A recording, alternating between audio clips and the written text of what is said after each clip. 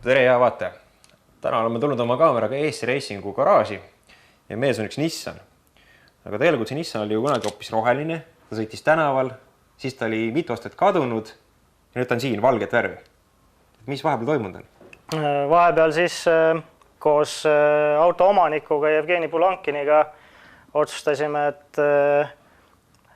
et konkurendid on liiga kiireks saanud ja enam tänavaautoga vastu ei saa, et ehitame vähe põhjalikumalt täisverelise träägipilli. Ja seda te hakkasite ehitama siis niimoodi, et mitte ei läinud nagu niimoodi väikeste sammudega, vaid te võtsite kohe, lõikasite ta sees tühjaks, eks ole, ja nii nagu peab tegema. Nagu träägiauto ette näeb, et on kitsas tagasild ja suured rattad all. See on nagu ainukene võimalus kiiresti sõita. Aga alustame siis võib-olla kõige tähtsamast ehk siis mootorist. Et räägi nüüd sellest, et mida siin kasutatud on. No, tõesti, see mootor on päris huvitav agregaat Eesti mõistes ja üldse Baltikumi mõistes. Baltikumis kõige kiirem 4-silindriline auto ja mootor on Nissani SR20 TET olnud kunagi. Praegult me kasutame VE tähistusega plokikaant, aga muidu SR20 põhjal ehitatud Nissani mootor. Kütusena kasutame metanooli ja nagu mõistagi siis on turbo ülelaadimine. Mis te selle mootoriga veel teinud olete? Nagu ma näen, siin on kuiv karter, eks ole, turbo on päris suur. Tegelikult selle mootoriga on praktiliselt kõik asjad on ringi tehtud. Väntvõll on küll originaalne, algne Nissani oma, edasi on kõik juba aretatud, kas custom detailid või ringi tehtud. Plokk on hülsitud, betooniga täidetud, jahutus käib ainult plokikaanest läbi, kuivkarterid kasutame õlisüsteemina, turboks on Garretti turbo, mis tundub visuaalselt suur, aga tegelikult ta nüüd mingi väga suur ei ole. Mitu hobujõudu toota jõuab see turbo umbes keskmiselt? No paberite järgi, Flowmapi järgi peaks see turbo tootma kuskil 950 kuni 1000 hobujõudu, mis on selline jäme kalkulatsioon. Et kuna meie kasutame kõrgemat surveastet ja metanooli kütusena, siis tõenäoliselt meie saame vähe suuremaid numbreid. Et üle 1000 hobujõu peaks nagu kätte saama selle turboga.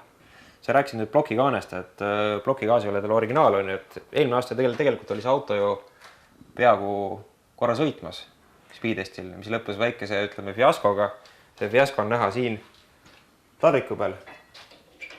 Ja asjad läksid katki. Et räägi, mis juhtus? Nagu rääkisin, algselt kasutasime siis originaalset TET-kaant, mis on meil seal riiulis ja iseenesest võimsust teha selle TET-kaanega ei ole üldse probleem. Et võimsust oli piisavalt, aga kuna träägimootori parameeter on selline, et nõuab nagu kõrget pööret ja tihtipeale piire läheduses just selleks, et see suur turbostardis üles saada ja pöörnaudi ajal ei suuda nagu kontrollida seda, et kas läheb piiresse või mitte, siis nii kui vähe see mootor piire lähedusse sattus, nii kohe lendasid nookurid pesadest välja ja katki. Et see plokikaas, mis me nüüd praegult kasutame, see on oluliselt parem variant. Meil ei ole siin ühtegi reguleerseibi, klapivahed me reguleerime paika hoopis klapivarre pikkusega, et ei ole ühtegi detaili, mis saaks välja hüpata kuskilt ja nookurid on omakorda võlli otsas fikseeritud, et need ei saa ka nagu välja lennata. Jah, tõesti, vanal mootoril oli põhiline probleem, olid nookurid plokikaanes. Et kuna auto sõidab metanooliga, eks ole, siis peab siia päris palju kütust peale valama. Voolikud on siin sellised mõnusad, peaaegu pöidlajämedused. Et mis pihustid kasutad? Pihusteid on meil sellel mootoril 8 tükki, ehk siis 2 pihustit iga silindri kohta. Pihustid on Boschi toodang, 2,2 liitrit minutis üks pihusti 3 paari juures.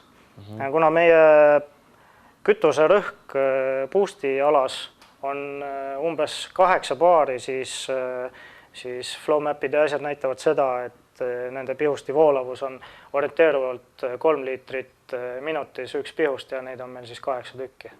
Päris palju.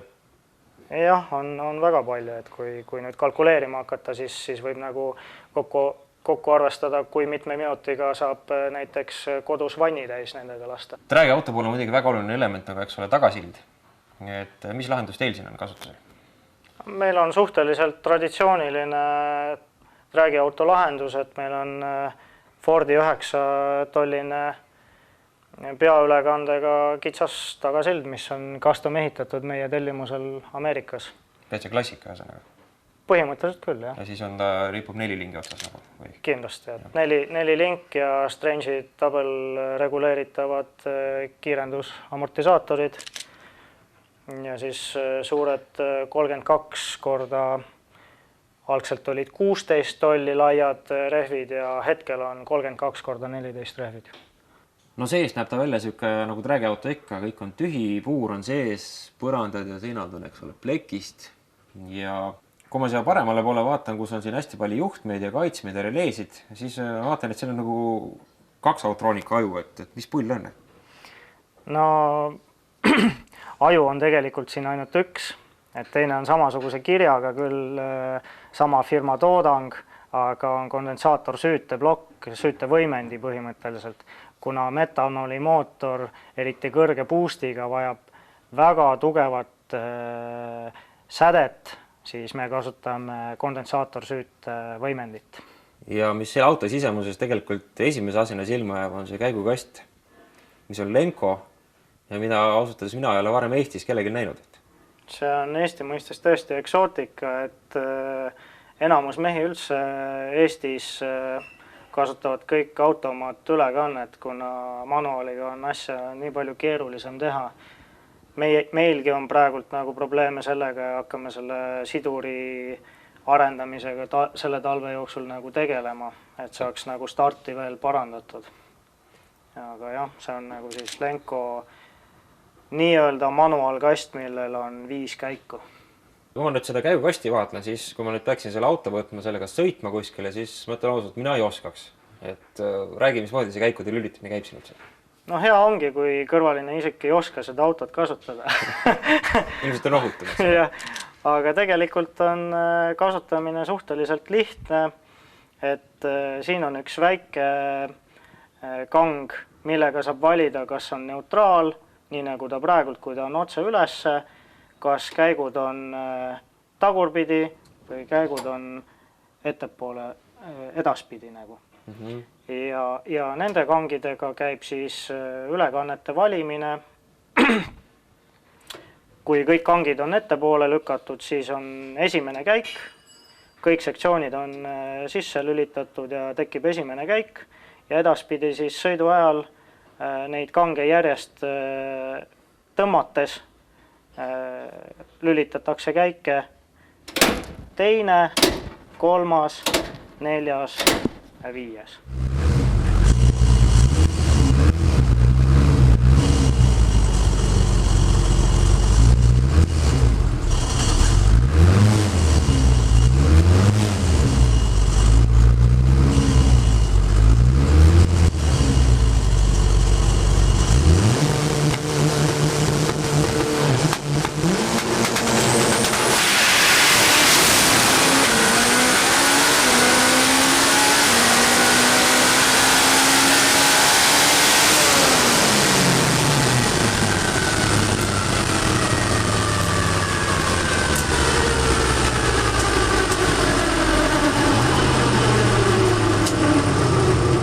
Ja tegelikult siis nende kangide lülitamise järjekord ei olegi oluline. Näiteks burnouti me alustame niimoodi, et 2 kangi on juba nagu sisse lülitatud, et mitte alustada esimese käiguga, vaid kuskil ta on siis 2,5 näiteks.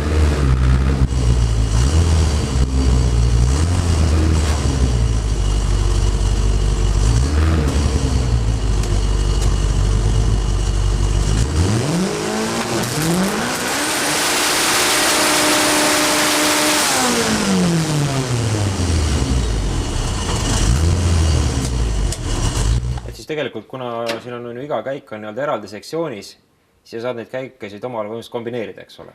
Just, et samas need sektsioonid ei ole meil identsete ülekannetega, nii et nad ei ole täpselt identsed, et me võtaks riiulisse näiteks ühe varusektsiooni ja meil on varuks üks olemas, et ikkagi peab arvestama, mis ülekandega tegu on. Ja tegelikult selle käigukasti eelis ongi, eks ole, see, et sa saad ju valida väga lihtsalt nagu endale ülekanded, samamoodi käikude arvu on ju, et sa võid põhimõtteliselt sõita ka 2 käigu, kui sa tahad, eks ole. Noh, miks meie selle käigukasti valisime, siis meie puhul oli hästi oluline, et käigukast nagu kestaks. Sest manuaalkaste on, tooteid ikka on, aga meil oli oluline, et see käigukast rikki läheks ja Lenko on tuntud oma tugevuse poolest just. Lenko oli ainukene tootjatest, kes ütles, et nad on nõus meile kasti ehitama tragiautole, kui me kasutame jäika sidurit, jäika siis on-off sidurit. Teised kõik ütlesid, et ei, kindlasti peab olema libistatav, reguleeritav sidur, muidu käigukast ei pea vastu lihtsalt. Ja siiamaani meil ei ole selle kastiga mingit probleemi olnud. Aga miks te üldse läksid manuaalkasti teed, et kui enamus sõidab automaadiga? Jah, noh, see otsus ei olnud keeruline teha, sellepärast, et me kasutame nii väikest mootorit ja meie võimsuse ala on nii kitsas pöördevahemikus ja lisaks turbo saada stardis puulitud automaatkastiga ei ole seda võimalik teha. Nüüd me oleme ta põhimõtteliselt, eks ole, üle vaadanud, aga oskad sa mulle selle mootori võimsust ka öelda? Mootori võimsust täpselt numbrit ma ei oska öelda, kuna selle mootoriga me ei ole Dünos käinud kordagi. Aha. Et selle mootori seadistamine toimus raja peal, kasutades dataloogia ja ise sõitsin alguses Haapsalus sellega, seadistasin arvutiga. Aga arvestades auto massi, mis on koos juhiga, hetkel see aasta oli 1060 kilogrammi ja lõpukiirust, mis oli Soomes 273 kilomeetrit tunnis, siis ma arvan, et väga reaalne on, et sellel mootoril on orienteeruvalt 950 kuni 1000 hobujõudu. Et nüüd ongi tegelikult ju sobilik koht küsida seda, et see aasta te saite nüüd siis tegelikult teha ka korralikke sõite hea raja peal, et käisite Soomes Alastaras. Et kuidas läks? Läks oodatust kõvasti paremini. Et kui me sinna läksime, siis ma ise lootsin tegelikult kiirust isegi natukene rohkem, 275 oli minu eesmärk kiiruse poolest, mis põhimõtteliselt ongi samasse auku ja aega ma lootsin, ükskõik mis aega alla 9 sekundi oleks olnud nagu suur õnnestumine meile, et kuskil 8.6 ma lootsin, aga see, et tuli 8.1 oli nagu väga-väga positiivne ja suur üllatus. Jah, oodatust pool sekundit alla on ikka väga suur vaheträgi. Ja kui arvestada veel seda, et eelmine parim tulemus oli 9,6 sekundit sõidetud Haapsalus, siis me võtsime korraga 1,5 sekundit oma 400 meetri ajast maha. See auto on nüüd siis tegelikult põhimõtteliselt valmis?